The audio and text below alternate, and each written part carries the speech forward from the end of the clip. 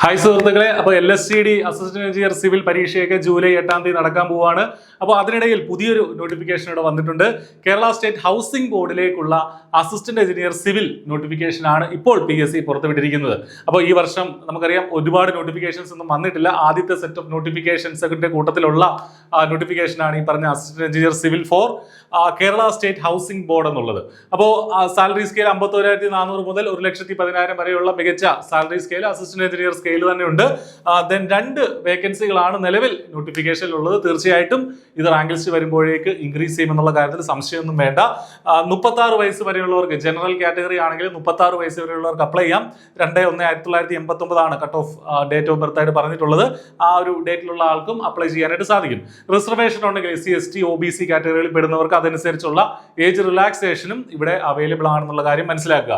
അപ്പോൾ assistant engineer civil എന്നുള്ള തസ്തികയിലെ ക്വാളിഫിക്കേഷൻ ബിടെക് സിവിൽ എഞ്ചിനീയറിംഗ് ആണ്. ബിടെക് അല്ലെങ്കിൽ BE സിവിൽ എഞ്ചിനീയറിംഗ് ബിരുദമാണ് ഇതിന്റെ ഒരു ക്വാളിഫിക്കേഷൻ. കൂടാതെ നോട്ടിഫിക്കേഷനിൽ proficiency in CAD start software desirable എന്ന് പറഞ്ഞിട്ടുണ്ട്. എന്ന് വെച്ചാൽ അത് അറിയണം എന്നില്ല, അതിന്റെ സർട്ടിഫിക്കറ്റ് നിങ്ങൾക്ക് വേണമെന്നോ അങ്ങനെയൊന്നും ഇതിനകത്ത് പറയുന്നില്ല. പക്ഷേ അതുള്ളവർക്ക് കുറച്ച് അഡ്വാൻറ്റേജ് ഇന്റർവ്യൂ സമയത്തൊക്കെ കിട്ടാനുള്ള സാധ്യതയുണ്ട് എന്നുള്ളതാണ് നമ്മൾ മനസ്സിലാക്കേണ്ടത്. അല്ലെങ്കിൽ ഇത് പഠിച്ചിട്ടുള്ളവർക്ക്, സോഫ്റ്റ്വെയർ അറിയാവുന്ന ആളുകൾക്ക് ലാസ്റ്റ് ഡേറ്റ് അപ്ലൈ ചെയ്യാനുള്ള ലാസ്റ്റ് ഡേറ്റ് ജൂലൈ 16 ആണ്. അപ്പൊ നിലവിൽ ഒരു റാങ്ക് ലിസ്റ്റ് നിലനിൽക്കുന്നുണ്ട്. 2023 മാർച്ചിൽ വന്നൊരു റാങ്ക് ലിസ്റ്റ് നിലനിൽക്കുന്നുണ്ട്.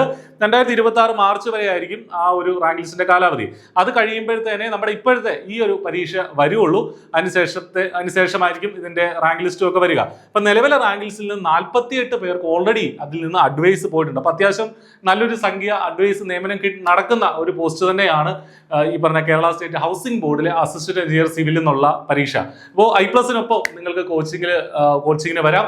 വളരെ ചെറിയ ഫീസിൽ I+ന്റെ കോഴ്സ് അവൈലബിൾ ആണ്. അപ്പോൾ നിങ്ങൾക്ക് ഹൈ ക്വാളിറ്റി ക്ലാസ്സുകളും ഏറ്റവും മികച്ച അധ്യാപകർ നയിക്കുന്ന ക്ലാസ്സുകളും മോക്ക് ടെസ്റ്റുകളും PVQ ഡിസ്കഷൻസും ഒക്കെ ആയിട്ട് നമുക്ക് കോഴ്സ് വളരെ ഭംഗിയായിട്ട് മുന്നോട്ട് കൊണ്ടുപോകാം.